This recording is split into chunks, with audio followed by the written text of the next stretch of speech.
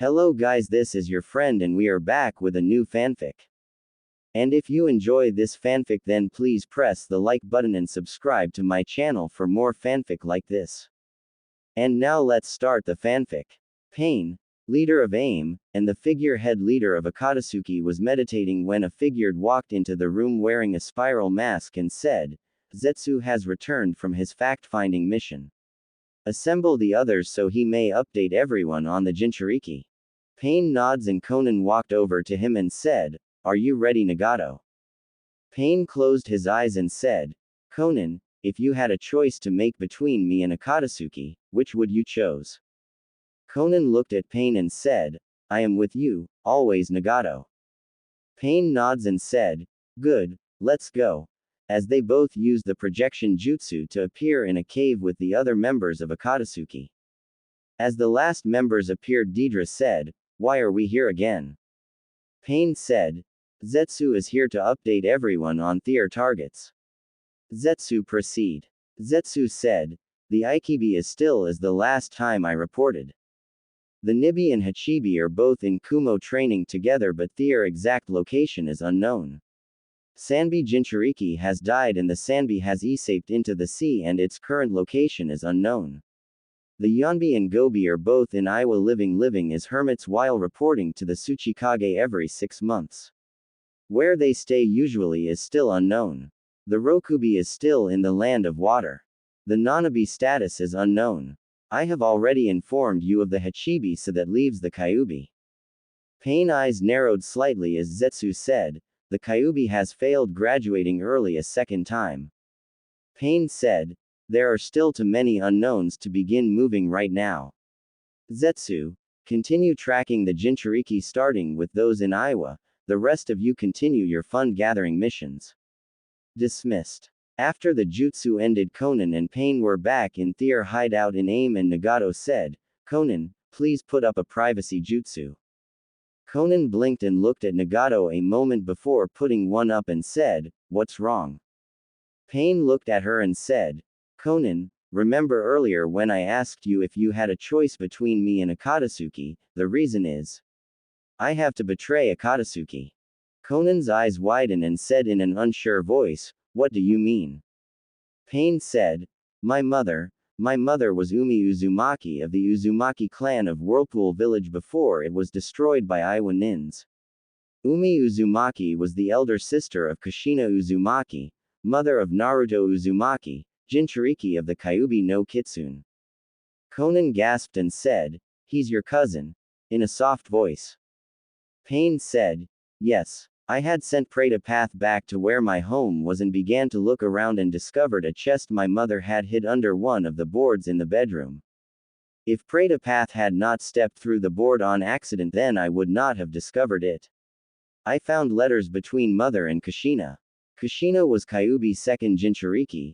After I learned the truth about Kyubi and the history of its Jinchuriki, I learned the truth. Madara doesn't care about us. He only wants revenge against Konoha, and the Uzumaki clan. As far as I know, Naruto is the only family I have left. I can't let him die. Conan said, What is it you plan to do, Nagato? Pain said, I plan to stall Akatsuki movement to get him while also secretly helping him to get strong enough to defeat the others. I need you to deliver this to Konoha, to Naruto himself, as he pulled out a scroll from his cloak. Conan said, What is it? Pain said, Everything he will need to become strong enough to face what is to come to survive. Conan nods and said, I'll leave immediately. Pain said, Conan, thank you. Conan, who had started toward the door, said, I would do anything for you, Nagato. I'll return quickly. As she burst into a shower of paper and disappeared. 1 week later, Naruto Uzumaki sighed as he walked into his apartment and reached for the light switch after closing the door when a hand covered his mouth and he felt a kunai at his neck and a female voice said, Are you Naruto Uzumaki? Shake your head yes or no. Naruto, who was scared, shook his head yes, and the female said, Sorry for attacking you. I had to make sure that you were who I was searching for. I have something for you that I was asked to deliver to you. There is a scroll on your table I have left for you. When you wake up, read it. before he felt a pressure in his neck and fell to the ground as a piece of paper folded like a Senbon needle floated out of his neck. The next morning when Naruto awoke, he found himself in his bed and he blinked and thought, "What the hell, what happened?" As he looked around and thought, "I guess it was a dream." As he got out of bed and left his bedroom to head to the bathroom, when he froze as he saw his table had been cleaned off and there was a scroll by itself on his table, and Naruto thought, maybe it wasn't a dream. Naruto walked over and picked up the scroll and opened and began to read. "Hello Naruto Uzumaki. I would like to tell you who I am, but I can't give you my name because you are in extreme danger, and finding out my name will put you in even more danger. I can tell you this though, I am your cousin. My mother was the elder sister to your mother Kushina Uzumaki." Naruto eyes widened and thought, "My mother's name was Kushina Uzumaki and I have a cousin.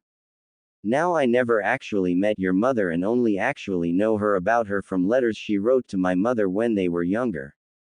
I would have asked my mother about her, but my mother and father were murdered by Konoha ninja right in front of me during the Second Great War."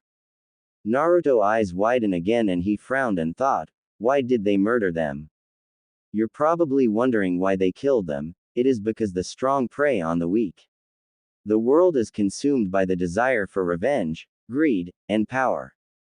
People cannot understand each other until they understand pain. Only through pain can the world truly come to understand peace. Now you are most likely confused by this because you do not understand true pain yet. That is until I tell you everything, including what the people of Konoha have hidden from you. Naruto thought, what did he mean by that? I will tell you what I believe is true from what I have been able to discover from my mother's letters, as well as hiring some others to find out info for me. Mito Uzumaki Senju, wife of the Shadaime Hokage, was originally sent to Konoha as part of a political marriage between the land of Whirlpool, the original homeland of the Uzumaki clan, and Konoha. The Uzumaki clan was known as the best seal masters in the world, as well as having a bloodline that was called Special Chakra. Our bloodline makes it where our chakra is stronger than other people's chakra. You have failed the Genin exam twice from what I have discovered because you couldn't do the Bunshin no Jutsu. The reason you couldn't was because your chakra is too strong for it right now because of your bloodline. The Sandaime Hokage knows this but has hidden this from you along with other things. She was sent to Konoha but was then betrayed by Konoha, who had forced her to use her clan sealing knowledge to seal the Kyuubi in herself, making her a Jinchuriki, or a human sacrifice. Naruto eyes widen as he read this. Now I can't be sure about her being forced to part. But I do know that she did have the Kyuubi sealed into her. I also know that your mother, Kushina Uzumaki, was brought to Konoha and made the second Jinchuriki of the Kyuubi when she was a little girl because she was a prodigy in our clan. My mother's diary she had with the letters I read said she wondered what happened to her little sister after she disappeared. My mother did not know what happened to your mother, so I believe that it was not the clan's choice to send your mother to Konoha. I think she was kidnapped and forced to go to Konoha." Naruto thought, "No, it can't be. I know you probably are thinking this can't be true and I could be wrong, I admit that, but I want to be honest with you so you can understand where I am coming from. I told you how Mito Uzumaki was sent as part of a political marriage to show they were allies. But it was not even 2 years after your mother disappeared from Whirlpool that Whirlpool was attacked by Iwa and Konoha never came to help them. The people of Whirlpool and the Uzumaki clan were spread out into the world not knowing who lived and who died. If they were our ally as they were supposed to be, why didn't they help our people? Why is it your mom was the only survivor of Whirlpool in Konoha?" Naruto, who was confused, thought, "Why is that? Now I am going to tell you about why I don't trust Konoha. Several years ago, after my parents were killed, my 2 best friends and I tried to bring peace to our country, and we had agreed to meet with the leader of our country as well as a group of Konoha ninja who claimed they would help us to bring peace to our country. It was a trap. A Konoha ninja by the name of Danzo runs a secret army called Root. They dress like Anbu but have the kanji for neon white mask. They kidnapped one of my friends and used her as a hostage. The same one who brought you this scroll. My best friend was killed that day because of the root and the man who was the leader of my country. After that day I found out that Danzo found out I was an Uzumaki, and because of the number of his root ninja I had to kill in order to save my other friend's life, he had his root ninja begin hunting down and killing every Uzumaki he could. That is why I believe that you and me are the last two Uzumaki in the world, and I only recently learned about you. Naruto's fists were clenched in anger and thought, those bastards. Now I think I should explain to you how I found out about you and your mother. You're not going to like it though, and you may hate me, and if you do I'm sorry. Naruto thought, I can't hate you.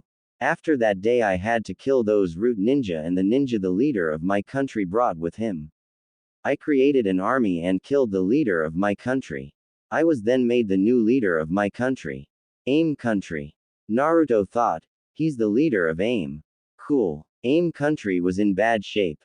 Because AIM is a small country, the larger nations like the Fire Nation and Konoha would use the smaller nations as their battlefields to wage war on each other, and then once their war was over they would go back to their normal lives and leave us with the death, pain, and destruction. That is why when a man appeared and offered me a chance to help protect my country and its people from becoming casualties of the larger nations' battles when they got angry at each other again and went to war, one was willing to do it to save my people's lives. The man told me about Jinchuriki and the demons they had sealed inside them. Naruto thought, like mom and that Mito lady. He claimed that if we gathered all the Biju we could use them as a weapon to scare the other nations into leaving us alone when they fought their wars. And I agreed, but that was before I found out about you. You see, in order for the plan to work I had to help create a group called Akatsuki. It is a group consisting of S-rank missing ninja. The other members of Akatsuki believe that I am the leader of Akatsuki, but I am not. The man who came to me and told me about the Biju is, and he is stronger than me. Akatsuki job is to capture the Jinchuriki of all 9 Biju, and then we would seal the Biju away into a special statue the man I told you about has that can hold them. But in order to seal away the Biju, the Jinchuriki will have the Biju extracted from their bodies and they will die. Naruto eyes widen. I didn't know about Mito or your mom then or about you. And I can't stop Akatsuki. The real leader will kill me and the woman who brought you this scroll. If I known about you and your mother's connection to the Kyuubi I never would have agreed, and now it's too late. All I can do is stall them. You're probably wondering why my note sounds so frantic. The reason is because I don't want you to get hurt or die. The only reason I found out about you or your mother is because you are the third Jinchuriki of the Kyuubi. The scroll fell from Naruto's hands as his mind went into shock.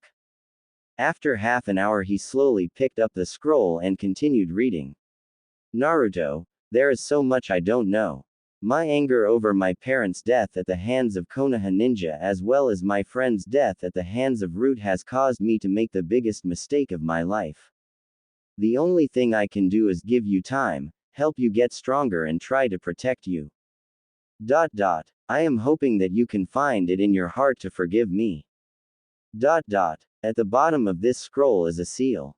You just have to put some chakra in the seal and a scroll will pop out of it. It contains a jutsu for you to learn. Once you learn the jutsu, then there is another seal at the bottom of that scroll with another scroll in it. This process will repeat over and over. There are over 200 scrolls total, and I want you to learn them as quickly as possible in the order I gave them to you because they will make you very strong quickly. I don't want you to just learn them, I want you to master them all. You must hurry and get strong as fast as possible. Once you unseal the scroll from the bottom of this scroll will destroy itself. If you see someone wearing a black cloak with red clouds on it, run.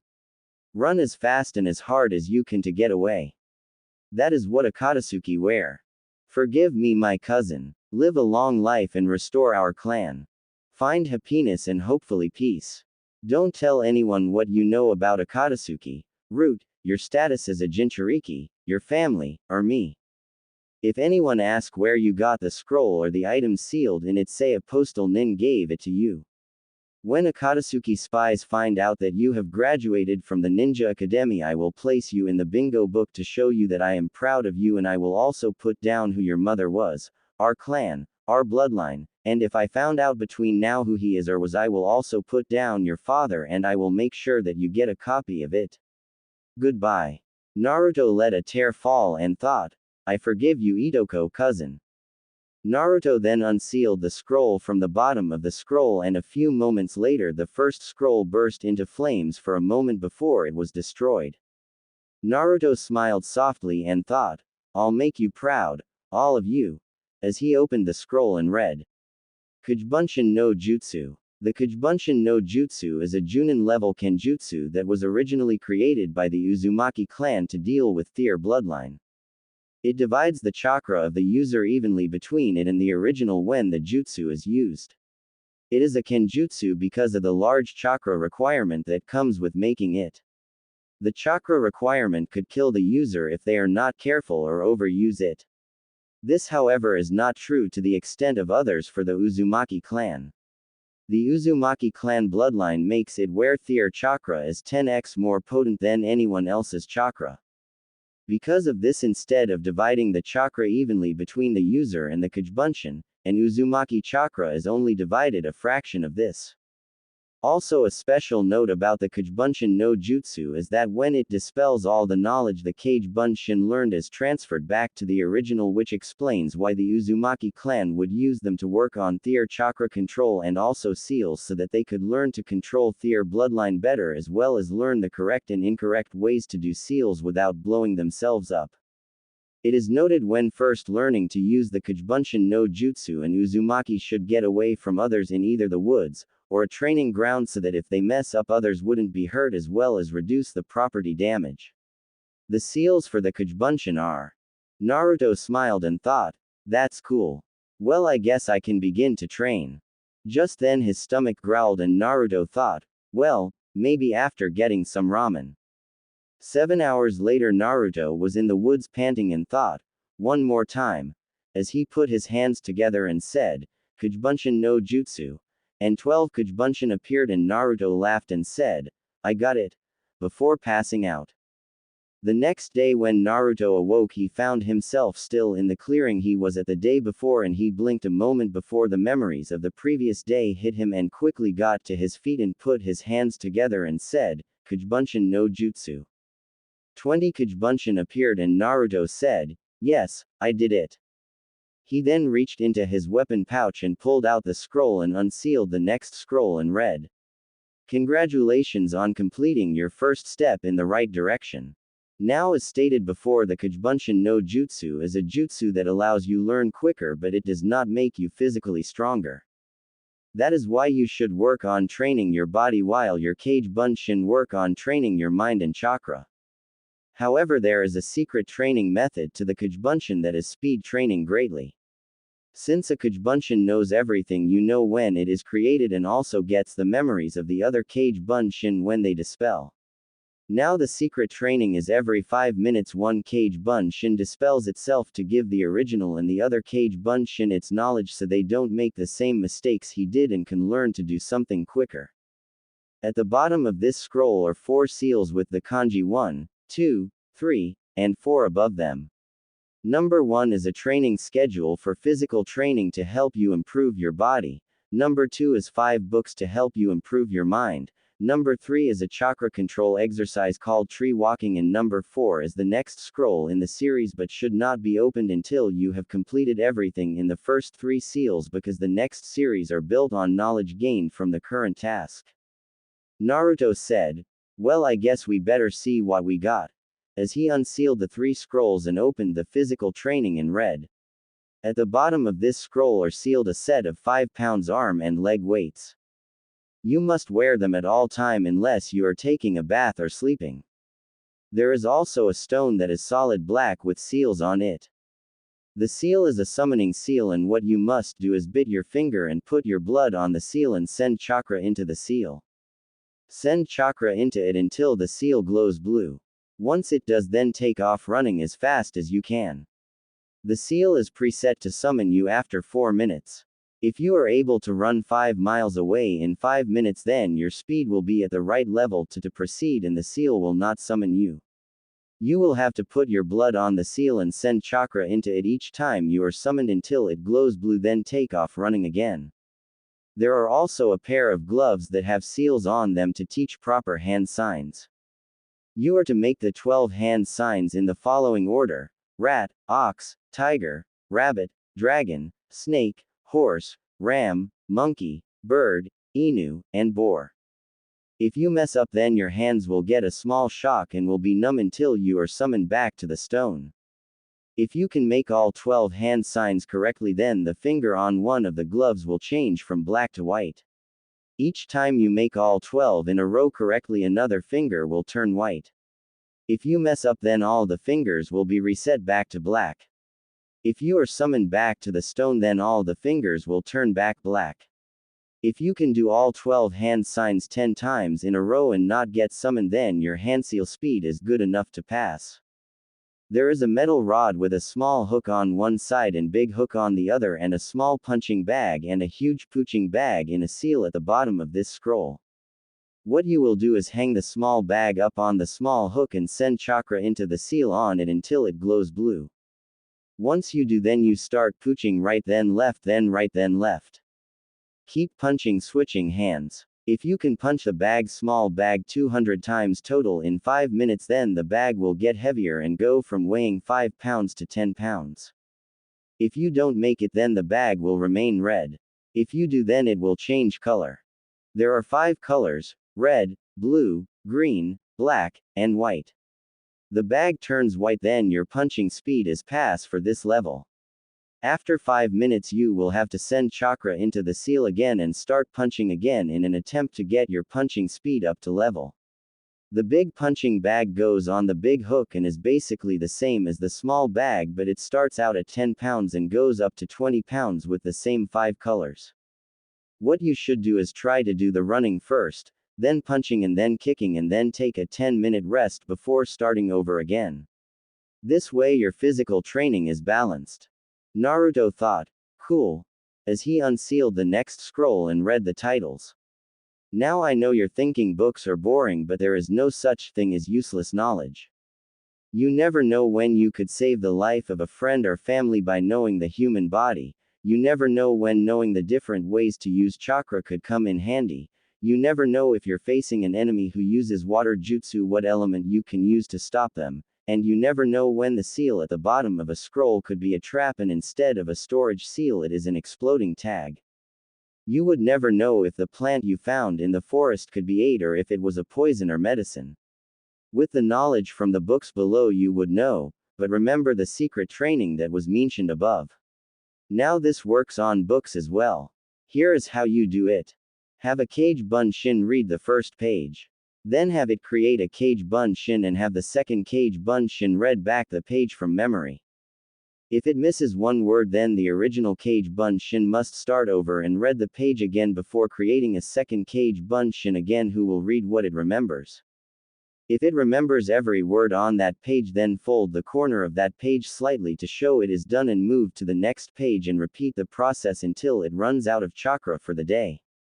The next day have a Kage Bunshin start from page 1 and have it create a second Kage Bunshin who will read back what it remember from the day before until it gets to a page it doesn't know or messes up on and start the process over again from that page. The human body for beginners.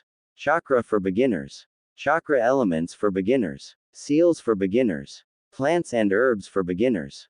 Naruto frowned and thought, alright, maybe books are useful and using the training method will help.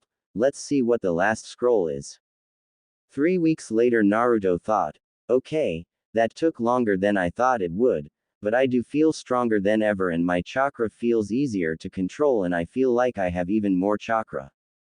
Naruto then opened the next scroll and read, congratulations, you know or where a first-year academy student should be. Naruto's smile slipped from his face and thought, no way, was I really that bad? Now for the next lesson. This is basically the next level of training built on the last level. You have 5 seals below with the next level of chakra control, physical conditioning, book knowledge, and the new field, reflex training, and finally the next tier of training. Naruto thought, well, let's see what we got. The physical training is like the last level, except instead of 5 minutes you have 4 minutes to do each. 10 pounds weights for your arms and leg, as well as 10 pounds of body weight to go under your cloths.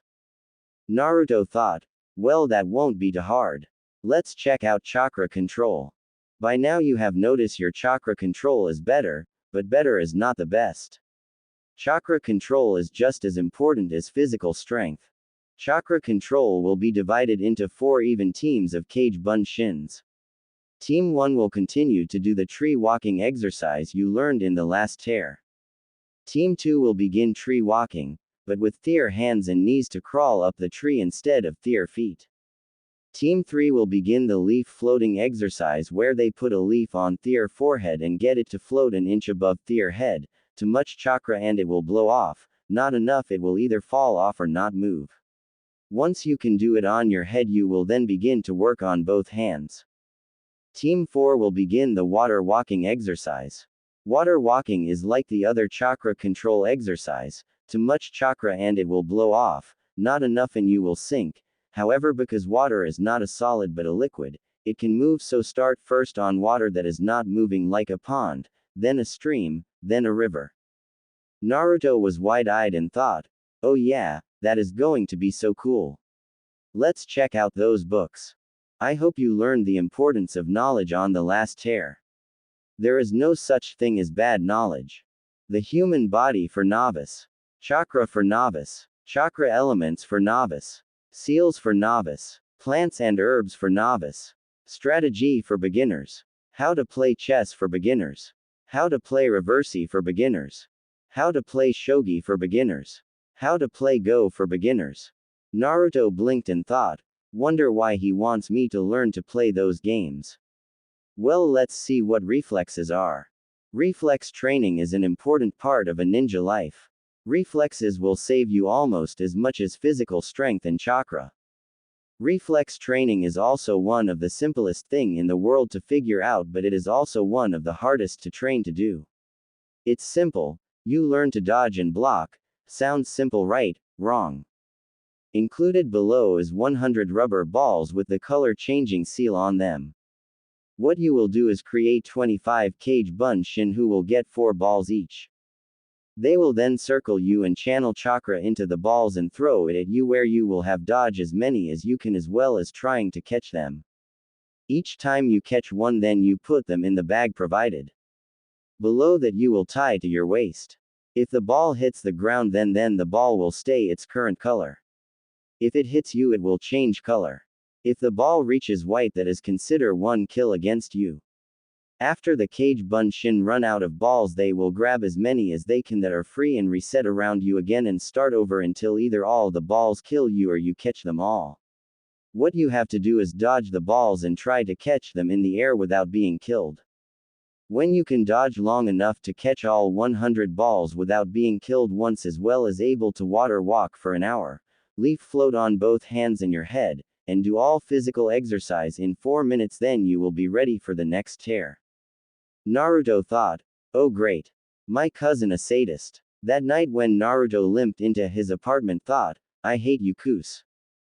5 weeks later, Naruto was locking the door to his apartment to continue his training and thought, today is the day, all I have to do is dodge 3 more balls and I'll finish this level. Before he turned and started down the stairs, and when he got to the ground level, a Anbu appeared in front of him and said, Naruto Uzumaki, the Hokage would like to see you. Please report to the Hokage office immediately. Naruto frowned but nods and turned and began to walk toward the Hokage tower. 10 minutes later, Naruto walked into the Sandame's office and said, hey Gigi, what's up? The Sandame looked at Naruto and said, well, I haven't seen or heard from you in over 2 months and I was worried about you after you failed the graduation test last time. Naruto said, yeah, I've been training, trying to get stronger so I can pass next time. Hiruzen said, so you are planning to still continue at the academy? Naruto said, yeah, why wouldn't I be? With a confused look on his face. Hiruzen said, well, since the academy starts in a few weeks and I hadn't received your admittance form for this year. Naruto said, what form? I haven't seen any form. As he looked confused. Hiruzen frowned and said, I see, well I happen to have the admittance form here on my desk so if you want to sign it then I'll fill out the rest for you. Naruto said, sure. As he walked over and picked up the form and began to read it and Hiruzen said, what are you doing? Naruto looked up and said, just reading what I'm about to sign. It's not smart to sign something unless you know for sure what it is after reading everything on it. Hiruzen said, that is true, it's why my job is so hard sometimes because I have to read carefully every document that comes across my desk. Naruto blinked and started to say something when he thought, wait, if I tell him about Kajbunshin then he will want to know how I know that.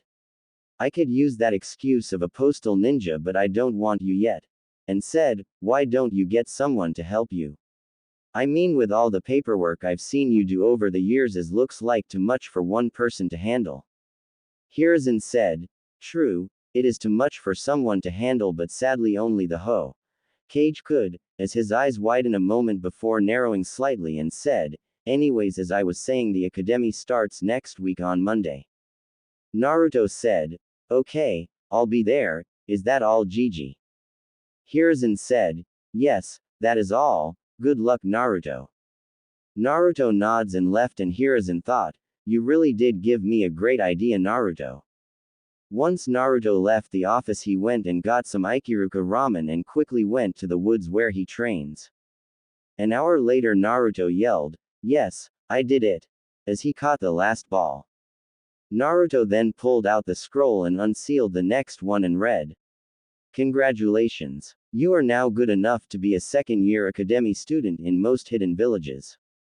As such you should start thinking about dressing more like an Uzumaki. The Uzumaki clan wore gray, black and blue clothing with more gray and black than blue and it was light blue, not bright blue. They also wore a vest to put scrolls, sealing items, or other items in. Now this is important, if you look at a leaf height you will notice a spiral inside the middle of it. That spiral is the Uzumaki clan symbol.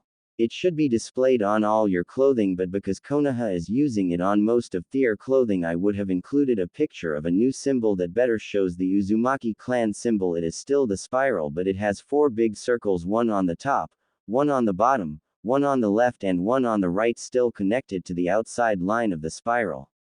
For those who know sealing they will recognize this as a sealing symbol. Now of course you're wondering how could I afford new clothing? Sealed at the bottom of this scroll is $10,000 as well as a receipt showing the cash was payment for returning a wallet a man dropped in case anyone doubts you on the man. If anyone asked the man had gray hair, tan skin, was shorter and wore a suit, a scar on his left cheek, and no pinky finger on either hand. Now enough about clothing, on with lessons. Included in this scroll are several more books for you to read. For reflex training on the last tier you had to keep all the balls from going white. Now you need to learn to dodge them before they all turn black for this tier. I won't keep repeating this over the next couple of tier but every tier from now you need to go and reduce the color 1 time per tier until you can dodge every ball without being hit once. Your physical training is also going to be the same way. I've included adjustable weights with 5 pounds bars so you can add 5 pounds every time you can do the running exercise in under 4 minutes, 5 times without going over the 4 minutes time limit one of those times while also doing hand signs. Keep doing them but try to add an extra set every time you add 5 pounds of weight. When you have reached 50 pounds on your chest, arm and leg weights each you will run out of weights. I personally feel weight training is best to never go over double your normal weight total. I figured you weigh 125 pounds and once you reach 50 pounds on everything that will be a total of 250 pounds. Keep up the punching and kicking practice as well with the weight training. This will help you adjust to the weights better and increase your kicking and punching speed and power.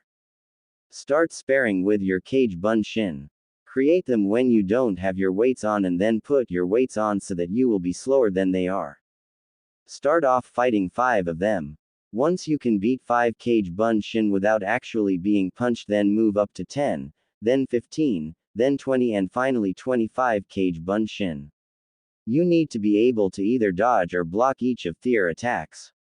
Blocks and dodges don't count as hits, but if they hit you and you didn't block or dodge, then it counts against you. Grazing hits count as a hit also, so make sure it was a clean hit or block. You also need to work on your weapon throwing and weapon use. Shuriken, kunais and senbons are good to start with. Use your Cage Bunshin as targets, but don't try to randomly hit them to kill them. Target one area, like target the legs and only the legs or the arms, or the head. Also do this while fighting them. They will be trying to punch and kick you while you use weapons against them. If they manage to hit you, then you lose and have to start over. Start with 5 like your taijutsu and move up from there.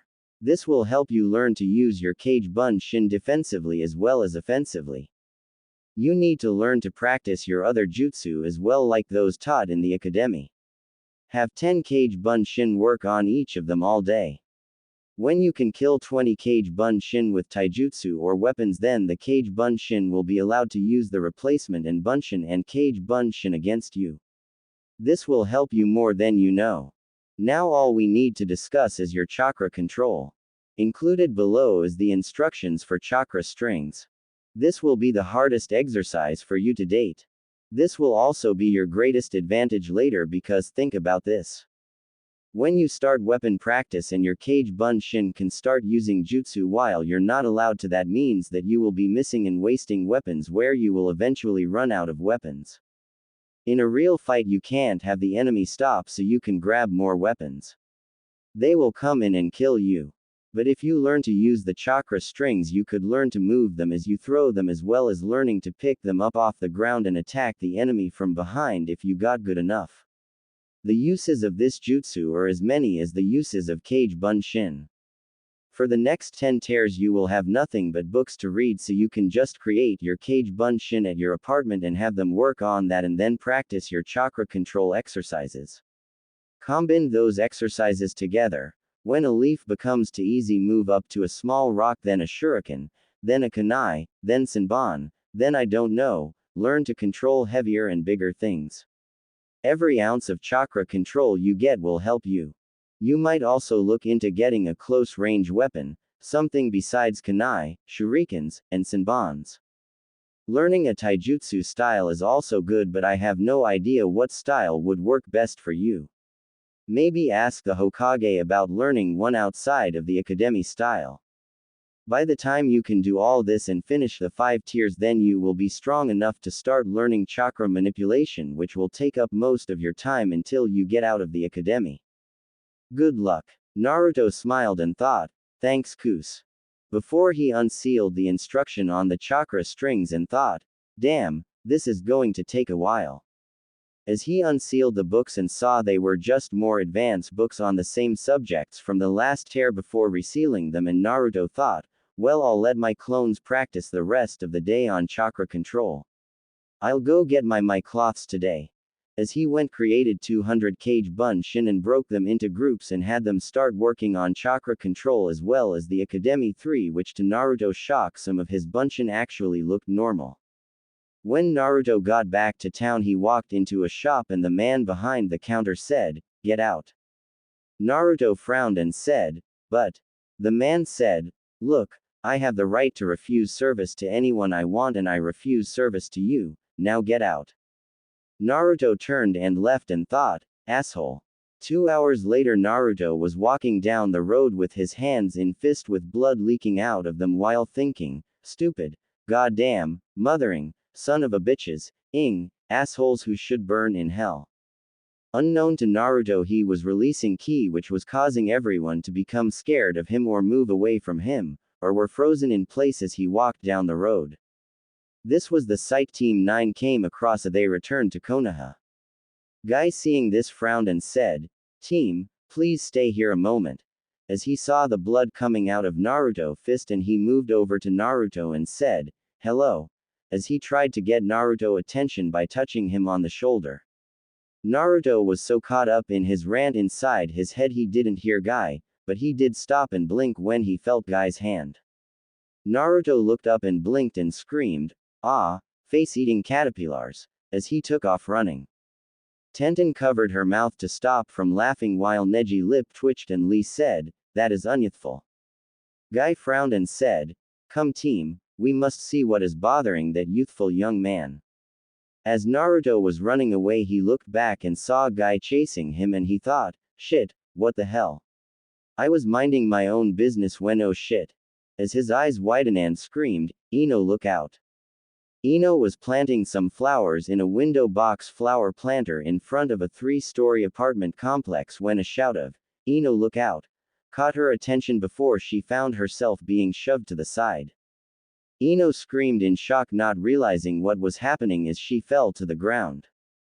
As Ino looked where she used to be, her eyes widened and screamed, "Dad," as she saw Naruto on the ground with blood coming out of his head from where the window box from one of the higher windows came loose from the building and fell where she used to be.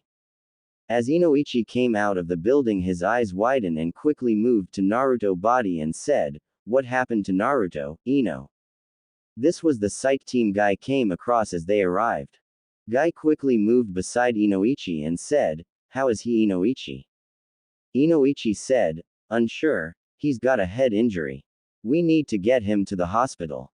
When Naruto awoke he found himself in a long dark tunnel and thought, "What the hell, where am I?" As he looked around confused before the world around him shimmered and then Naruto blinked as a light appeared and got bigger and bigger before suddenly the huge face of the Yondaime Hokage appeared, alive. Naruto thought, "Ah, what the hell?" in fright. Naruto then saw as a red-hair woman appeared in his vision and Naruto thought, "Holy shit, this is my birth, that's my mother."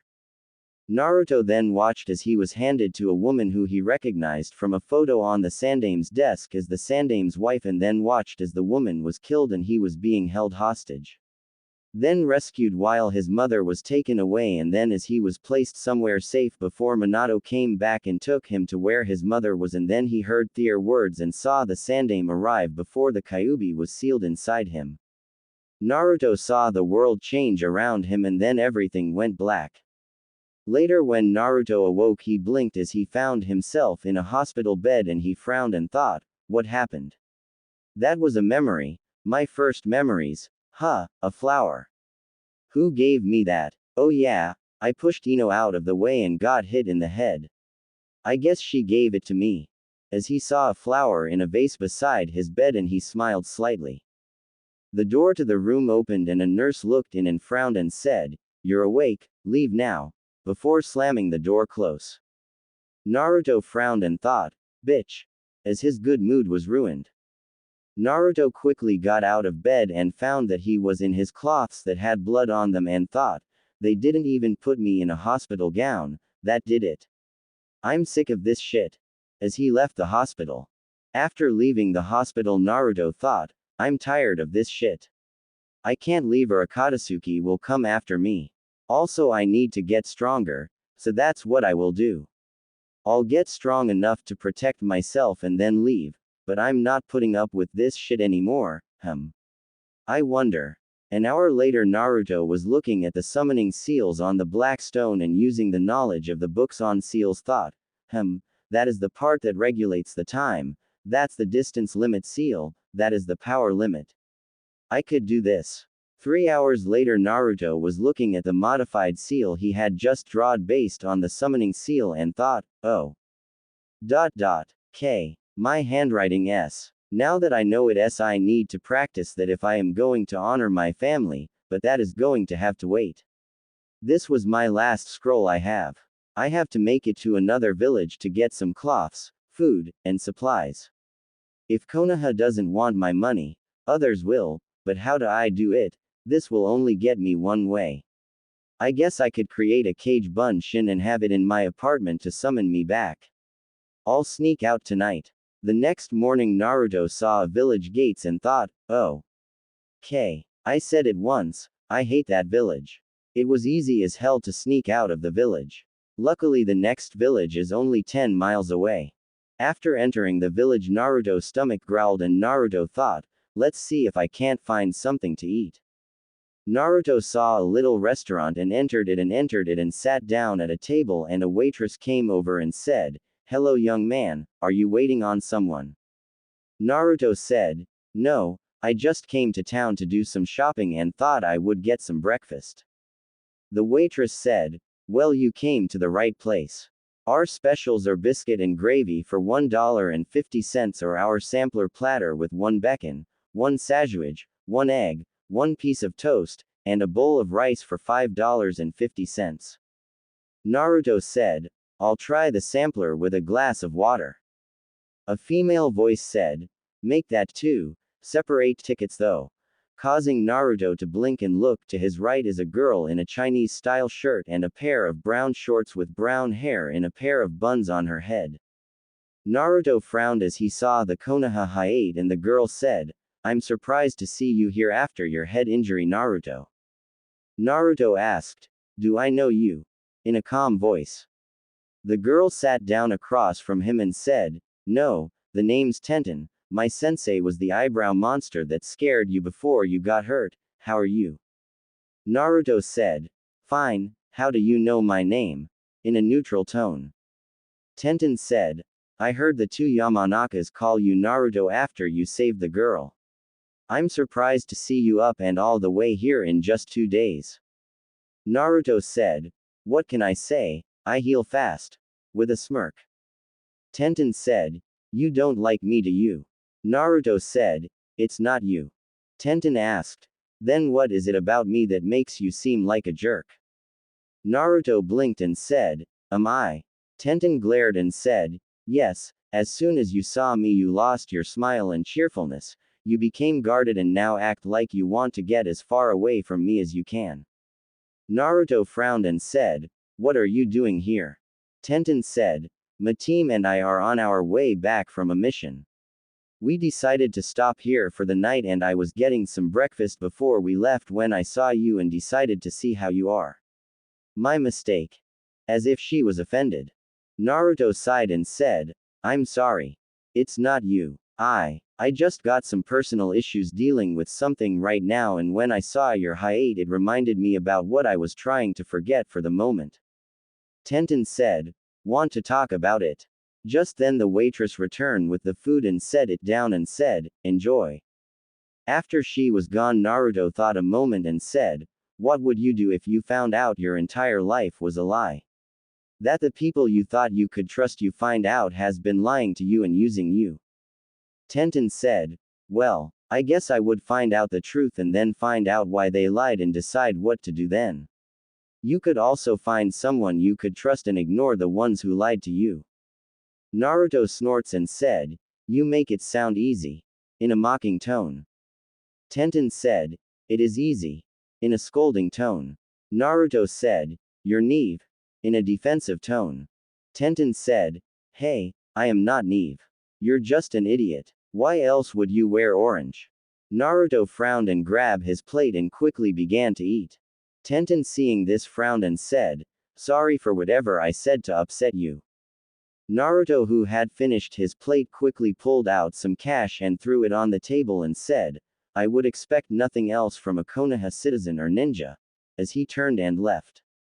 Tenten frowned and quickly threw some money on the table, not even touching her food, and quickly followed Naruto, and when she got to him she said, "What the hell that's supposed to mean?" Naruto said, "Just leave me alone, your team's probably waiting for you," as he turned and started to walk away. Tenten began to walk beside him and Naruto frowned and glanced around and saw an alley between two buildings that allowed for walking between roads. He walked toward it and when they were halfway down the alley Naruto turned, shocking Tenten as he grabbed her arms and said, "What do you want?" in clenched teeth. Tenten, who was shocked and surprised, said, "I wanted to find out what you were so pissed off about. You act like you hate Konoha or something. I want to find out why." Naruto said, "You want to know why I am pissed? You want to know why I hate Konoha? You want to know the truth? You can't handle the truth, so go yourself, buns," as he jumped up onto the wall and jumped up on the roof.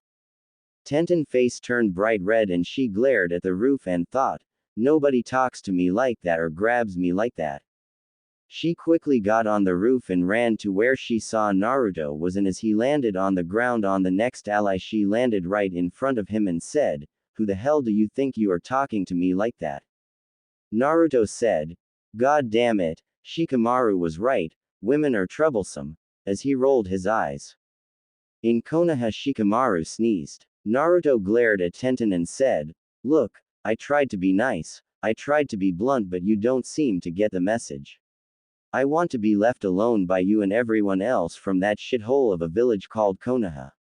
Now get out of my face or else. Tenten sneered and said, Or else what? I'm a ninja and you're just a pathetic weak dead last academy student who can't even graduate. Naruto thought, I am not putting up with hers or anyone else's shit ever again. You want some? Come get some, bitch. As he created a cage bunshin without hand signs and appeared behind Tenten, who hearing the pop of it arriving jumped, but as she did the cage bunshin who was going to give her twin chops to the shoulders to hit the pressure points there that he read about instead hit both her cheeks from her jumping up, causing her to fly into a trash can behind the real Naruto due to the strength of the slaps. Tenten, whose face turned bright red while being covered in trash, screamed, I'm going to kill you, as she released some ki. The Kajbunshin got into a defensive stance while the real one screamed, Catch me if you can, buns, as he ran out of the ally, and as he rounded the corner created another cage bunshin while the real one hanged into his mother and walked into a store while the cage bunshin ran down the street at a slow pace. Tenten, who got out of the trash, threw a kunai at the clone who dodged but was hit by the 5 others that she threw, dispelling it before she took off running after Naruto. As she saw him she screamed, Die! As she took off running. The cage bunshin, hearing her scream, took off running as fast as it could toward the edge of the village and into the woods with Tenten following him. The real Naruto chuckled as he saw this and thought, Who's the idiot now, bitch? Before walking out of the store and back into an ally and released the henge before walking into a clothing store he saw across the street. As he walked in, a teenage brown hair, green eyes girl around 5 feet 6 was standing behind the counter, said, Ah, welcome to Shimmer's Clothing. How can I help you, sir? Naruto said, I'm looking for some cloths. You wouldn't happen to have shinobi clothing, would you? The girl said, Yes, we do. Are you a shinobi? Naruto said, No, not yet. I just do a lot of activities and wear cloths out quickly, miss. The girl said, My name is Aki. Naruto said, Naruto, it's nice to meet you. So do you think you could help me find some cloths? The last place I had to get cloths didn't have anything that would hold up to any hard labor besides this thing, so I only got it for lack of options, with disgust on his face. Aki said, Well, you come to the right place, though I think that most of our cloths will have to be customized for you since we don't get very many people your height. Naruto chuckled and said, Yeah, I catch a lot of grief over my height. So will you be able to help me? Aki said, Sure, how much clothing are you looking to get? Naruto said, An entire wardrobe. Aki's eyes widened and walked to the door and locked the door, which caused Naruto to raise an eyebrow, and Aki said, Well, I want to show you that you made the right choice choosing my humble store for your service, so I will give you my full attention, Naruto-sama. Naruto said, Just Naruto, please, Aki-chan. I hate formalities. People think they are supposed to be respected for some stupid title when they themselves hadn't done anything to deserve respect. Aki smiled and said, Well, if you're going to call me Chan, then how about I call you Naruto-kun then? Naruto said, I am in your hands, Aki-chan, with a kind smile. Aki said, Then please follow me to the back. When you said entire wardrobe, as she blushed slightly as they entered the back room. Naruto said, I meant I want new everything. I've decided it's time for a new start on life, and I figured the best place to start would be with my looks. Aki said, Sure, then I guess the best place to start would be to take your measurements and start with what's underneath first, so if you would walk into the middle of the strip down to your undergarments, then I can take your measurements and we can start with your underwear. Boxers or briefs? Naruto, who was taking off his cloths, bit his lip and said, I'm not sure, can I be honest with you, Aki-chan? Aki, who had grabbed a tailor tape, turned and said, Sure. Naruto said, Well, I'm kind of embarrassed to say this, but until a few months ago I was just another poor orphan who wasn't adopted and lived off the small orphan allowance the village I lived in gave to those who were too old to be adopted. All the cloths I had were what little I could actually get while paying for my rent, food, and supplies. I don't know really anything about cloths besides to get things that will last through a lot of wear and tear because I couldn't afford to buy a lot. Usually if I did then I went without food for a day or two. But that changed recently. I didn't know about my family or anything. But recently I got a sort of inheritance you could say, as well as some info about my mother and her family. My family, while is now all but gone, was once a clan from another country. The scroll I got told me basically that it's up to me to decide the fate of my clan and its future. I want to try and make my family and clan proud if I can, even if they are all dead. The gray, black, and blue are my clan colors, but it's not bright blue, it's like a dull blue, if that makes any sense. I don't know cloths that well and I don't know fashion either. All I know about cloths is that I want them to last as long as possible while looking good to honor my family. I will trust your expert knowledge to help me do that. Aki looked at Naruto and took a deep breath and said, I see, there's an old saying in the clothing business, cloths makes the man. What you wear shows others what you are. You are deemed either a success or failure not only by the way you do things but also how you present yourself to others. If two people of equal skills wanted a job, the employer would choose the one who is dressed more in line for the job they are applying for. Does that make sense to you? Naruto nods and Aki said, alright, then before we get started on getting you cloths is to know what are you going to do. You said you're from a clan. Do you want to represent yourself as a clan or a civilian? By going with your clan colors is a step in the right direction for honoring your clan, but what does your clan stand for, or what do you want your clan to stand for? What strengths and skills do you want to represent for your clan and yourself? Does your clan have a symbol or affinity towards something? What does your clan do? Naruto thought a moment and said, well, my clan symbol was a whirlpool spiral, but I want to change it slightly to where it has a dot at the four directions of north, south, east, and west. My clan was known for sealing abilities, though I've only recently started to learn about seals. I don't know about affinity, but I would guess water. My clan was originally from an island nation. Aki nods and said, as she grabbed a pencil and a notebook and quickly began to draw on it before she asked, so what are your plans for the future of your clan? What will your clan do? Naruto, who was standing in his a pair of frog boxers, and said, I don't know. As he bit his lip and asked, what do other clans actually do? Damn it, I must sound like an idiot. As he put his palm to his head and pinched the bridge of his nose. Aki giggled seeing this and said, a little, but you have a reason for not knowing. Well, I guess I could tell you what I know hearing about clans from Konoha. The Aburame clan is a clan of bug users and are actually known for the silk they produce. The Akamiki are among the best cooks in the world. The Yamanaka raise and sell plants, herbs, and other plants that are used for poison and healing salves. That's all I can think of, sorry. As she looked sheepish. Naruto said, no, that's alright. You helped me more than you know, so each clan has a certain skill that they are known for outside of combat. As he looked down in thought. Aki said, I guess I'm not that helpful. Naruto looked at her and said, no, you've been really helpful. I guess there is a lot I don't know about a lot of things. I don't know what skills I could claim as a skill. Aki interrupted him and said, well, what do you do? I mean, how do you plan to support yourself?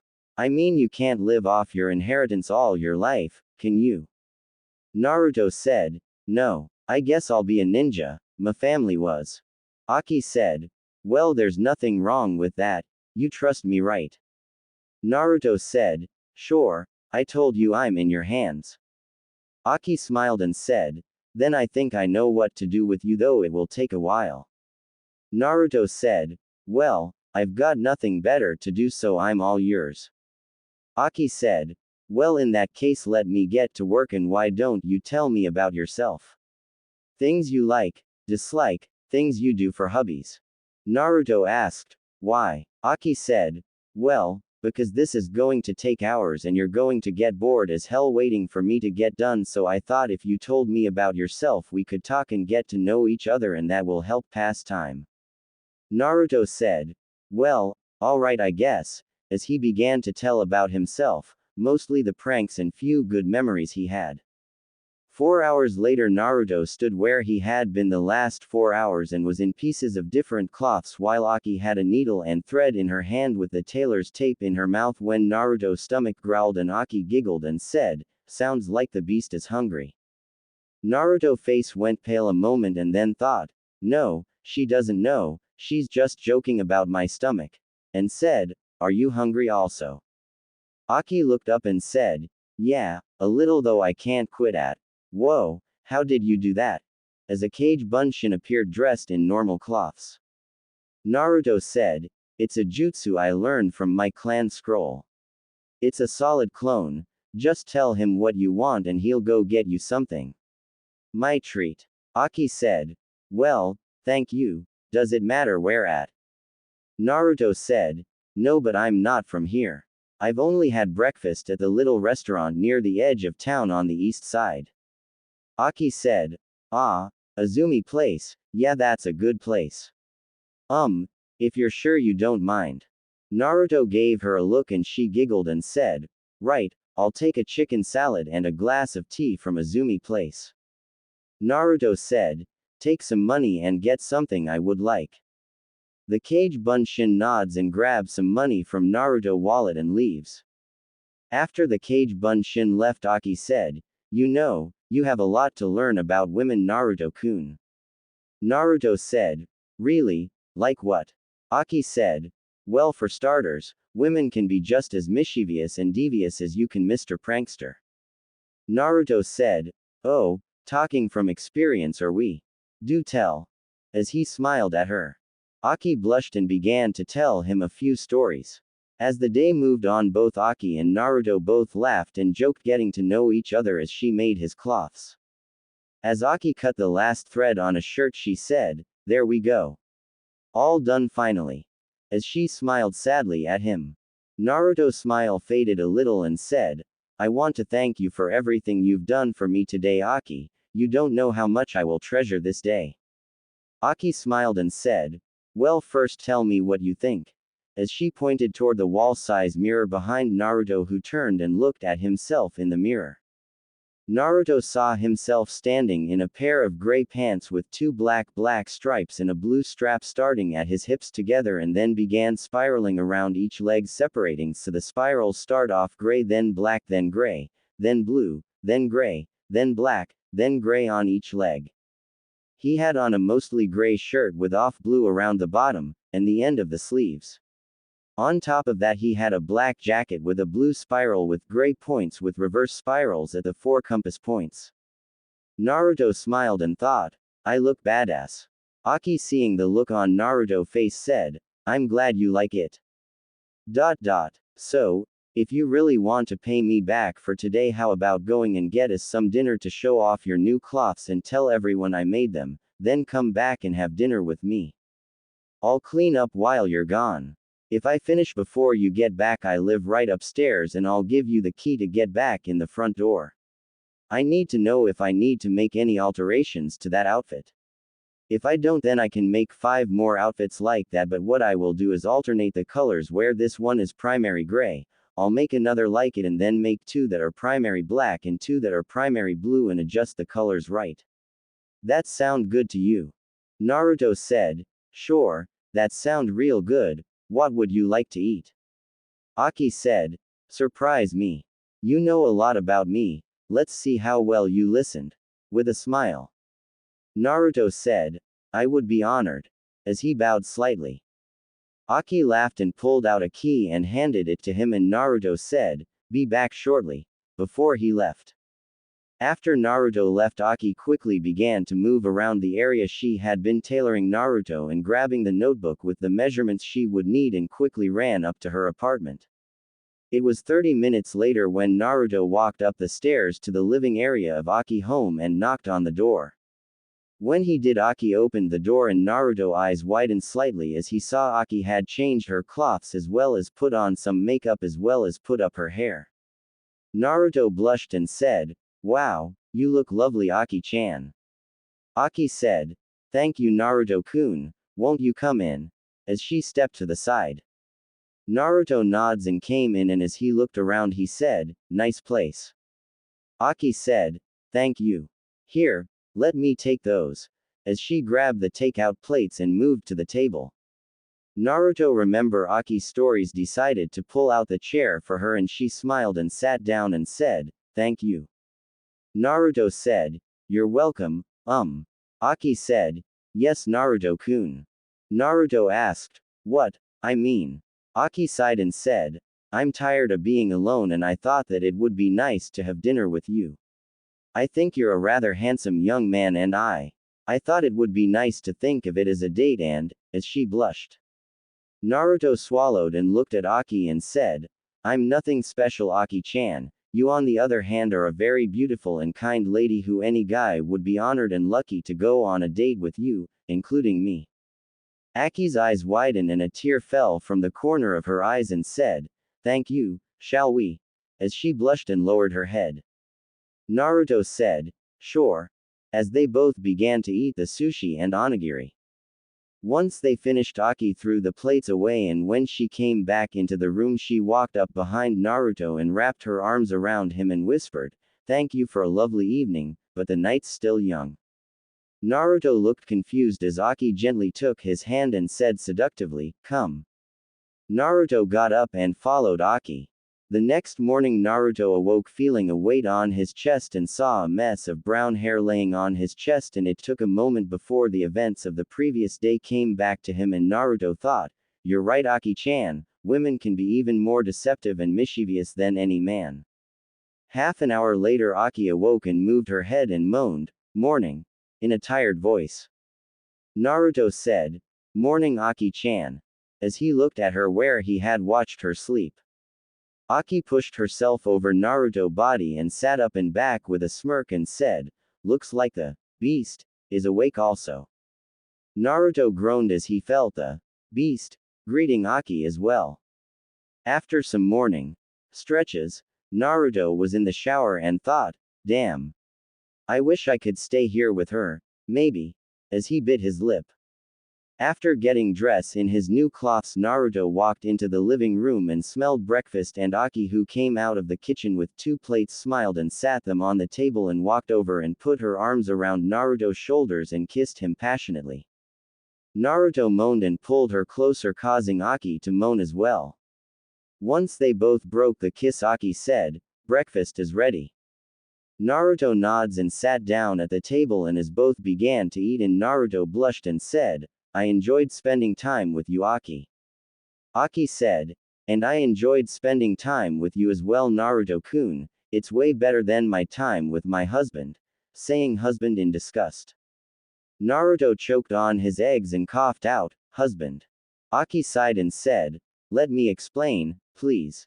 Naruto frowned but nods, and Aki said, 3 years ago my parents forced me into an arranged marriage with a rich businessman by the name of Gato, owner of Gato Shipping Company. This shop was our family business and has been for nearly 50 years. But then all our supplies were taken over by Gato Company and prices were increased on everything, as well as new taxes were placed on items. It wasn't long before we became too far in debt to keep going and was going to lose our home and business. Gato men came and was going to seize everything and force us into slavery when my parents made a deal with him. I don't know all the details, but what I do know is both my parents never returned, and I got a scroll telling me I was Gato wife, though I have never seen him. I have to make a deposit into a bank account every month of $2,000. If I don't, then someone comes and breaks into the store downstairs and damages things." Naruto frowned and said, "What happened to your parents?" Aki sighed and said, "I don't know. I think they're dead or slaves." Naruto looked down and said, "I don't want you to be hurt, Aki. You've become important to me. I think I might love you, but I don't know since I've never felt this way before, but I do care for you. Aki smiled and said, I know, and I care about you as well. My time with you has been the happiest of my life since my parents left. Naruto bit his lip and said, You can't stay here. It's not safe. Aki blinked and said, What? Naruto said, I won't let you get hurt. I don't want Gato or his men to get their filthy hands on you. I'll protect you, Aki. Aki blushed as she put her hand to her chest and said, But. Naruto shook his head and said, No, I won't let anything happen to you. I won't lose anyone I care about. I'll die to protect you, Aki. With a powerful tone in his voice. Aki looked down and said, I can't. I have no place to go, my entire life is wrapped around this shop. It's my home, my history, my legacy. You told me about your clan, how you want to honor it and your family. Well, I also want to honor mine the same way. Naruto closed his eyes as tears started to form and said, But Gato owns it.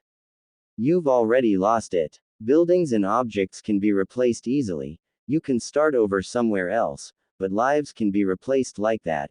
If you die, then your legacy, your history, your parents' legacy is gone. Please, please come with me. You can live with me. I'll take care of you. I'll take you as my wife and give you all my love and give you everything you could want and need. Aki smiled and said, Naruto-kun, thank you. Naruto said with hope in his voice, So you agree? Aki said, Yes. I'll start a new life somewhere else, but I have to wait a few days before I can. I need to pack up my things and pay off all my bills and finish the last of my orders for my customers and tell my friends goodbye. Naruto pulled out his wallet and said, How much do you need, Aki? I'll help you pay for everything. Aki said, Oh, I'm not sure. As she bit her lip. Naruto said, Well, here, if you need more then let me know. As he handed her $7,000. Aki's eyes widened and said, But.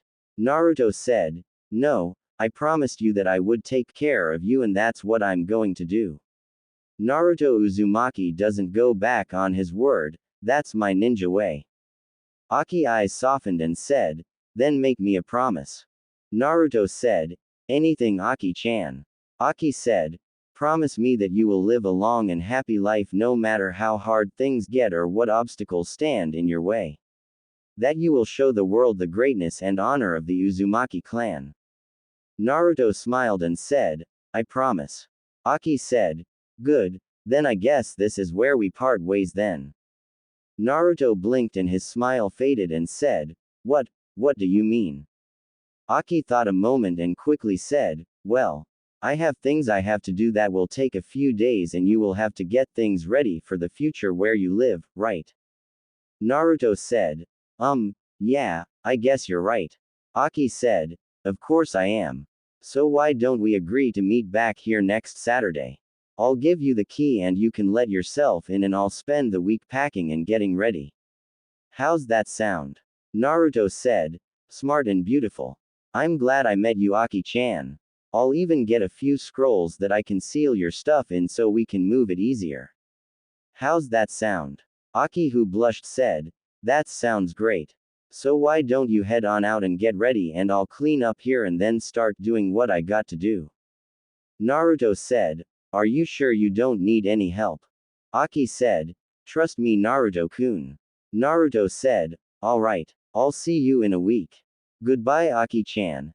As he got up and kissed her before creating a cage bunshin which dispelled, and a few moments later Naruto frowned as he got the memory of the cage bunshin in Konoha activating the scroll before it was killed by the scroll not working right. He sighed and thought, Looks like I'll have to work on that. As he smiled one last time to Aki and left. Aki walked to the window and watched him leave, and after he was gone Aki's smile slipped from her face. As Naruto thought about what all had happened so far, he thought, I can't remember my life ever being better than it is now. Oh crap, Aki doesn't know about Kyuubi. Will she hate me? Shit, what about the villagers? Will they hurt her to hurt me? What am I going to do? As he slowed down and began to think. It was nighttime when Naruto saw the walls to the village come into view and thought, well, here goes. As he approached the walls, he was immediately surrounded by a squad of Anbu. Naruto frowned and an Anbu in an Inu mask said, Naruto Uzumaki, you are to come with us to the Hokage office immediately. Naruto frowned and said, fine. In a neutral tone. Inu walked over and placed his hand on Naruto's shoulder, and then both were gone in a swirl of leaves. The next moment Naruto found himself in the Hokage office. The Sandaime Hokage was looking out of the window to his office looking at the village when they arrived and turned and said, Ah Inu, I see you found him. Where was he? Inu said, my squad caught him just outside the village walls heading back toward the village. The Sandaime said, I see. You're dismissed Inu. Inu nods and shushens away, and the Sandaime who was looking at Naruto in his cloth said, hello Naruto, how are you? Naruto said, a little tired. Hiruzen Sarutobi said, yes, I was surprised to hear that you were in Sacho, especially after sneaking out of the hospital.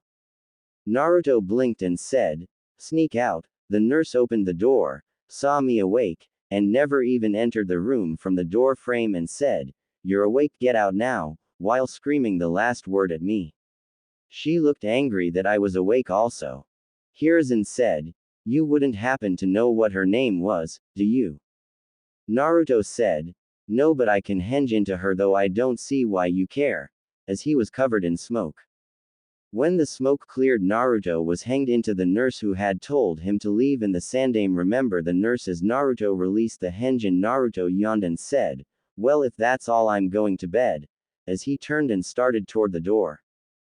Hiruzen said, but we're not done talking. Why did you leave the village?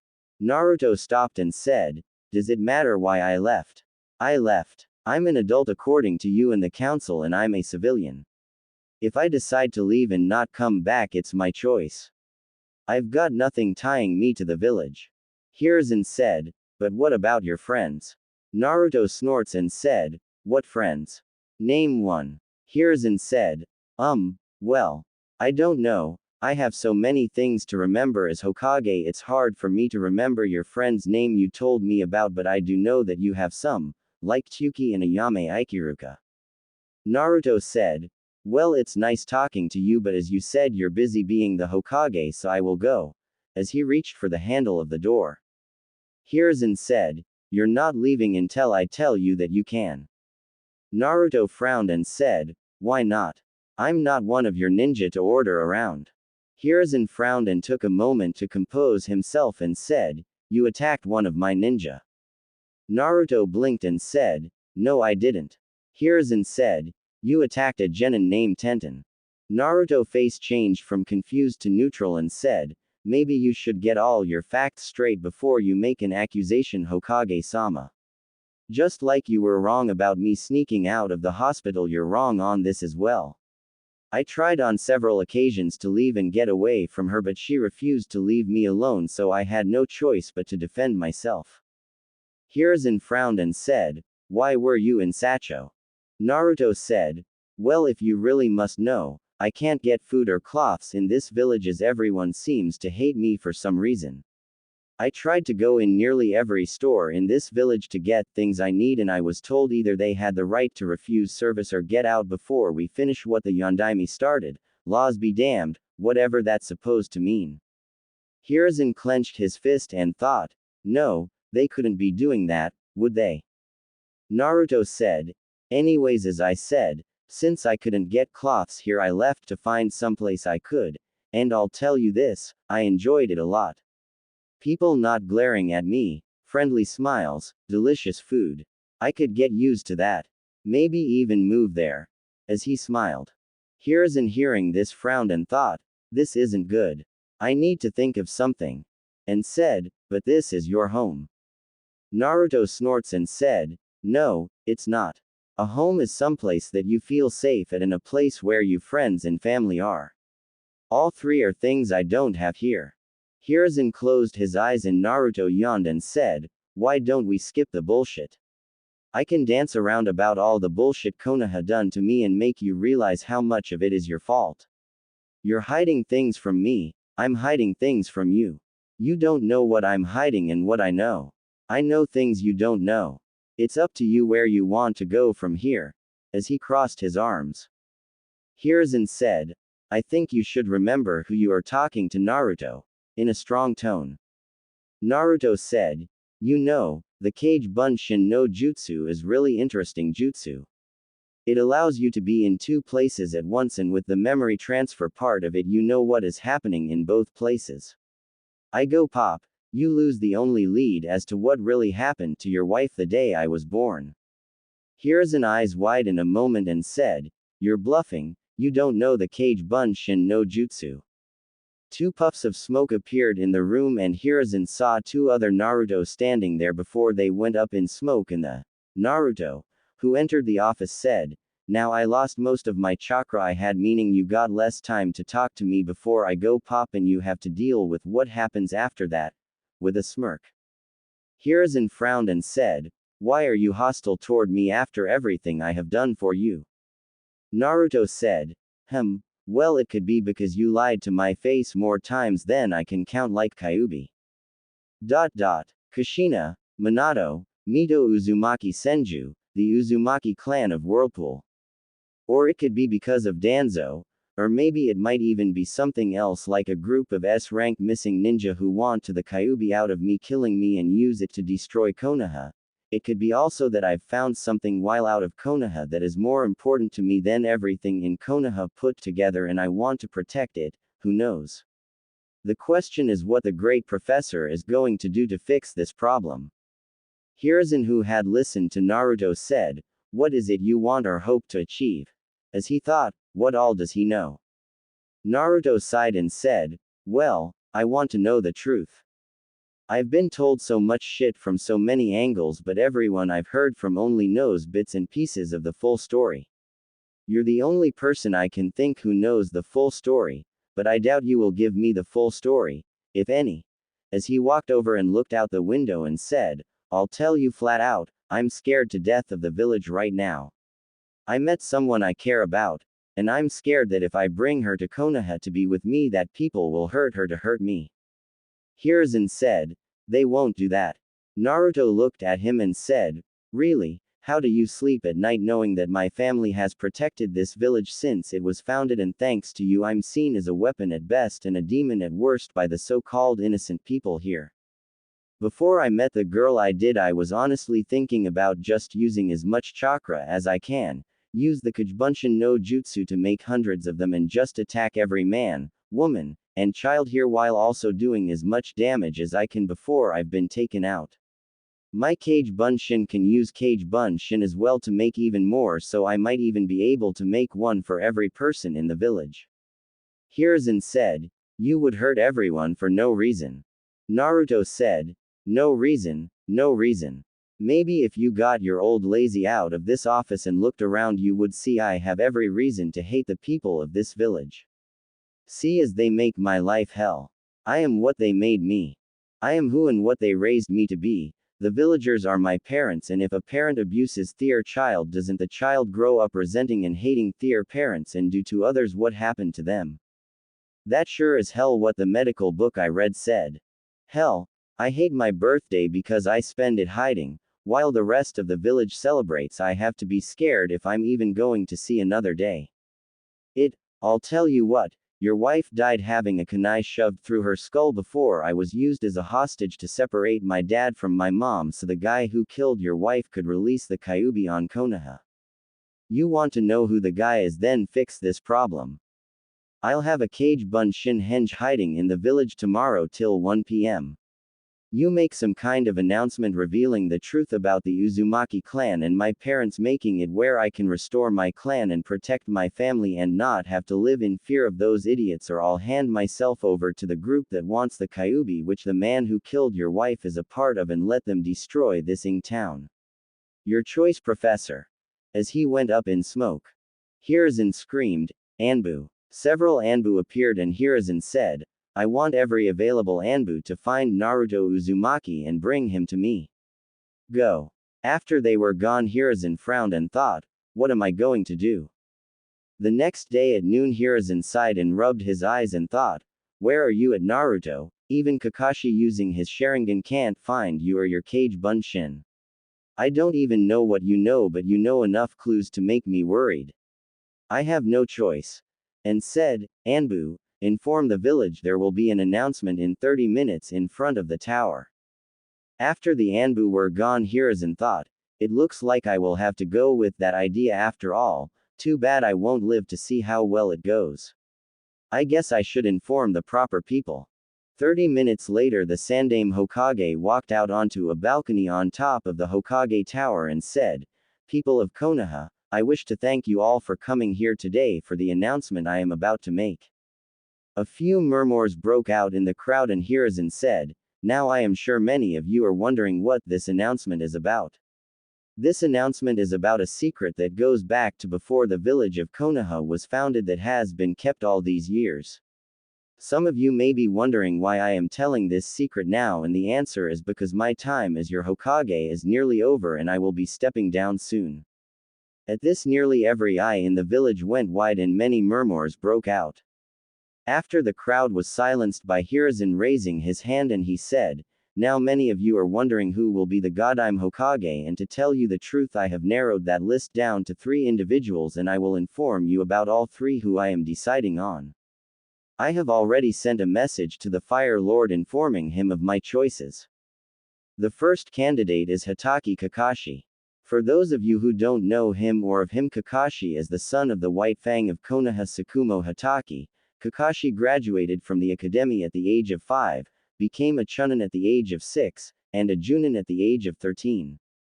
Kakashi is the only living student of the Yondaime Hokage. Kakashi is also known as the copycat ninja due to the fact he is said to have copied over 1,000 jutsu in his career. He is a highly skilled leader who has completed over 1,000 successful missions in his career and has the respect of many ninja both here in Konoha as well as other villages. On one of the building Inu thought, what the hell is going on? Why didn't he ask me? Hiruzen thought, bet Kakashi is having a panic attack right now. After calming the crowd Hiruzen said, Now I will tell you about the next candidate for the position of Hokage. The next is Jiraiya Oil of the legendary Sannin. Jiraiya graduated from the academy at the age of 6, became a Chunin at 9, and a Junin at 14. Jiraiya was a student of myself and was the teacher of the Yondaime Hokage of Konoha. Jiraiya is also the only person in our village history besides the Shidaime Hokage Hashirama Senju to reach the status of a sage. He is the only person outside of the Yondaime to have the Toad summoning contract. He has completed over 1,500 missions in his career for our village and has helped protect our village through 2 different shinobi wars. He is both respected by our allies and our enemies for not only his skills as a shinobi but also as Konoha best spymaster. In the crowd Danzo thought, he is also a pervert and an idiot who is not fit to be Hokage. Hiruzen waited until the crowd was quieted down again and said, Now I will tell you the final candidate for the position of Hokage. The final choice is Tsunade Senju. Tsunade is the granddaughter of the Shidaime Hokage Hashirama Senju and the great-grand-niece of Nadaime Hokage Tobiramu Sinu. Tsunade graduated the academy at the age of 6, Chunin at 9, Junin at 15. Like Jiraiya, Tsunade was also one of my students and is also one of the famous Sannins. She possessed the slug summoning contract and has completed over 1,200 missions for Konoha. Tsunade is known as the world's greatest healers in the world as she is often thought of as the mother of modern medicine. Now many of you I am sure would be honored to have any of the 3 candidates as the Godime Hokage, but there is something that has been hidden all these years about 2 of these people that even they do not know.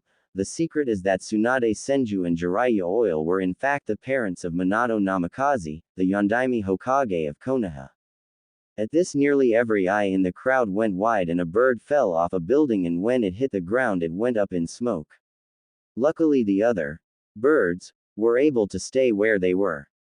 It took 10 minutes for the murmurs to be brought under control before Hiruzen was able to speak again and Hiruzen said, I am sure you are all wondering how that is possible or how neither of them could know of being his parent. The reason they don't know is because of the secret I mentioned that goes back to before the founding of Konoha. The secret that was the cause of the first great shinobi war. A secret that is linked to the Kyuubi attack on our village, a secret that has saved this village since it was founded, and a secret that now threatens to destroy our village, a secret that I have killed to keep, the secret that every Konoha shinobi wears on their Hayate in honor of the sacrifice that has been made for our village. Hiruzen took a deep breath and said, in order to know the secret you must go back to before the founding of Konoha. In fact, the secret goes back to the founding of the ninja world, to a man known as the Six Realm Sage. As some of you may know, the Six Realm Sage was the man who discovered the secret of chakra and how to use it for jutsu. The sage was also the man who saved the world from the most powerful of demons, the Juubi. All eyes were locked on the Sandaime and many had the looks of shock and fear on their faces. Hiruzen said, now I am sure you are wondering why none of you have heard of this Juubi, since you all believe the Kyuubi was the most powerful of the Biju, and as of today you're right for the most part, except the Biju are in fact pieces of the original Juubi.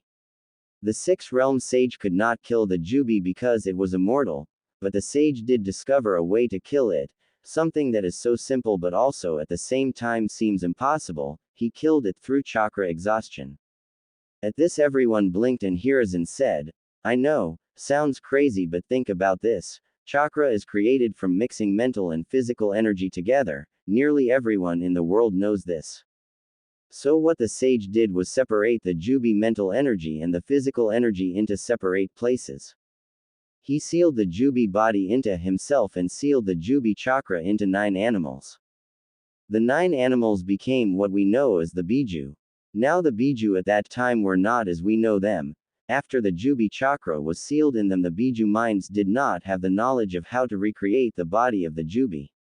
They did, however, have the knowledge to heal their own body like every living thing in the world does, which is what allows everything to grow, as anyone who has studied anything on biology can tell you. Hiruzen waited a moment and said, now like any living thing, the animals could create their own chakra as long as they had the mental energy and physical energy.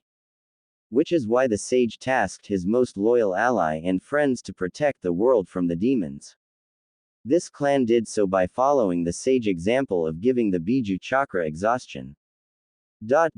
They sealed the Biju into themselves and drained it as much of the chakra they could over their lifetime until right before they died, when they would release the Biju, which would then begin rapidly healing its body using the Juubi chakra in it, but before it was fully healed it would be sealed again into a child of this clan who would then over their life drain the Biju of more and more of their chakra in an attempt to completely kill the Biju over time from generation to generation.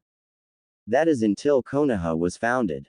Hiruzen saw he had the eyes of everyone and he blinked as he saw a bird walking on the roof near him and saw the blue eyes and thought, there you are, Naruto, or is that a Kage Bunshin?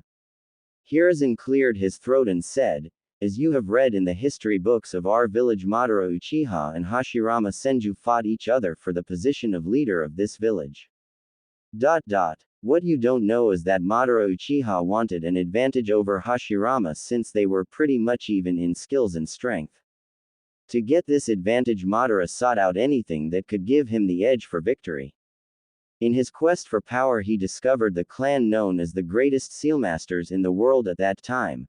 He kidnapped a female member of this clan and ordered her to create a seal that would aid him in defeating Hashirama. The woman refused and Madara used his Sharingan on her. Unfortunately, in doing so he learned the truth about her and her clan, because at that time she was the current Jinchuriki of the Kyuubi no Kitsune. Every eye in Konoha went wide and murmurs broke out, and Hiruzen said, yes, the greatest sealmasters at that time was also the clan chosen by the Six Realm Sage to protect the world from the Biju. Madara, using his Sharingan on her, was able to control her and forced her to fight Hashirama using the Kyuubi power. It was at that time Hashirama used his Mokudan bloodline to trap her to keep from harming her since she was innocent in the matter, and that is how he learned he was able to suppress the chakra of Biju.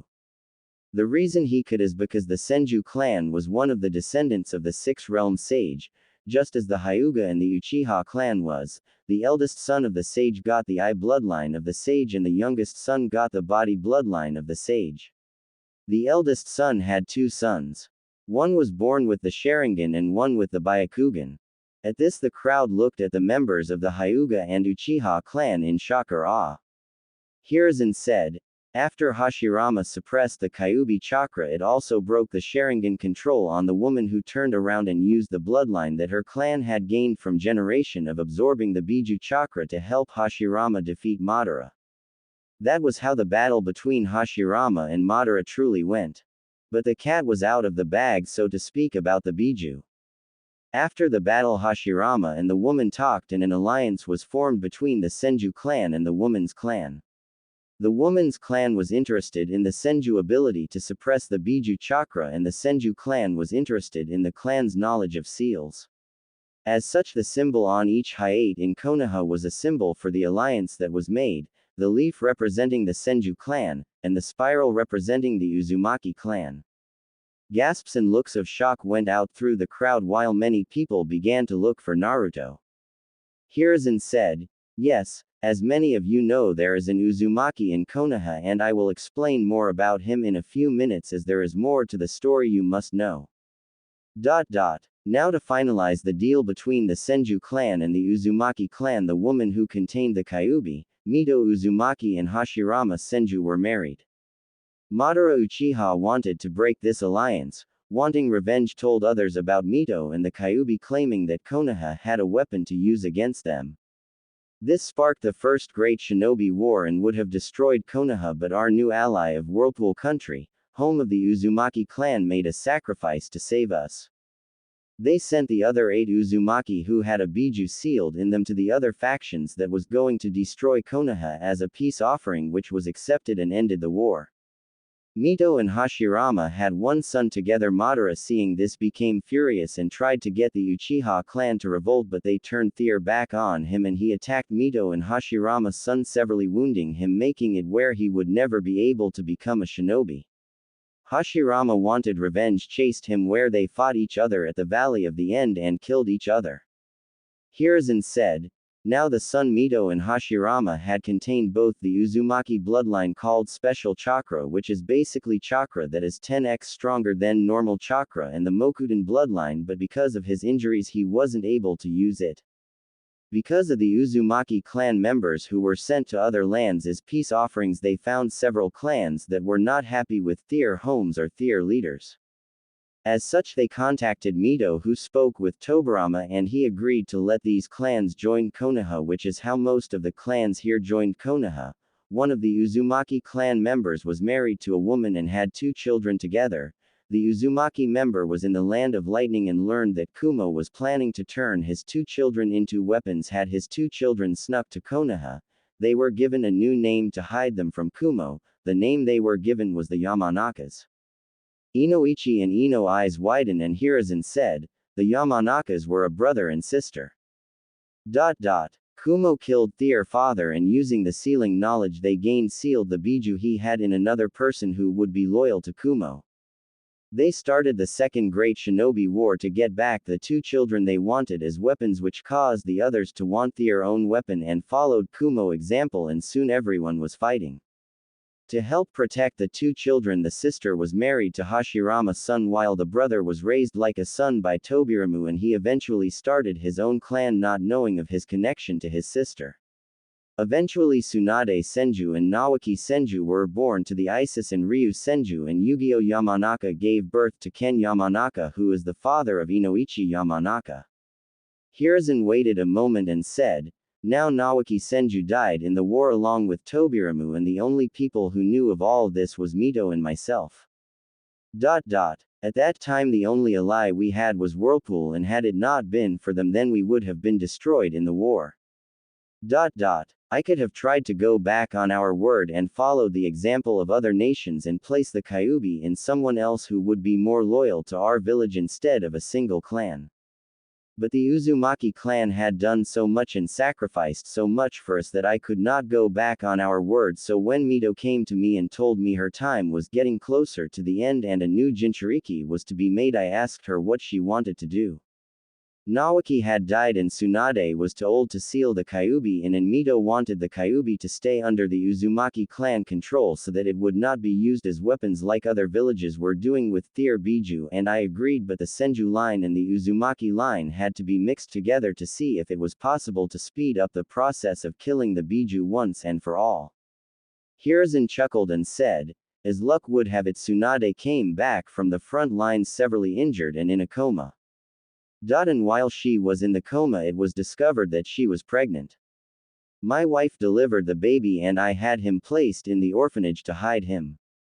I informed Mito that Tsunade had a son, but I wouldn't tell her who it was because while I would allow the Uzumaki clan to control the Kyuubi, I also wanted to keep the Kyuubi here to deter others from attacking us, so Mito arranged for an Uzumaki female to come to Konoha who would be the same age as the son of Tsunade, and I hid Tsunade's son in the orphanage but not before running a blood test to find out who the father was and discovered it was my other student Jiraiya. 8 years later, Kushina Uzumaki was sent to Konoha from Whirlpool and became the new Jinchuriki of the Kyuubi, and Mito died. I would have put them in an arranged marriage to each other, but Iwa, Suna, and Kumo joined together and destroyed Whirlpool, and the Uzumaki clan was destroyed besides Kushina. A puff of smoke in the corner of the roof caught everyone's attention, and Naruto appeared sitting on the roof and said, almost, a few actually survived, but I can understand why you would think. Right now there's only 2 of us left that I know of. You're getting a little long-winded, so I'll just speed it up. My dad was the Yondaime, my mother was Kushina Uzumaki. They got married and had me, and my mom was the new Kyuubi Jinchuriki, but the reason it was released on Konoha is because an enemy ninja attacked my parents right after I was born, killing the Sandame's wife who was there at the time and using me as a hostage, forcing dad to rescue me while the man kidnapped my mom and broke the seal holding Kyuubi back. This is what he looked like. As he was covered in smoke and everyone saw a man in a black cloak with red clouds on it and a spiral mask. Naruto was then covered in smoke and said, I don't know who the guy is, but I do know that Danzo does.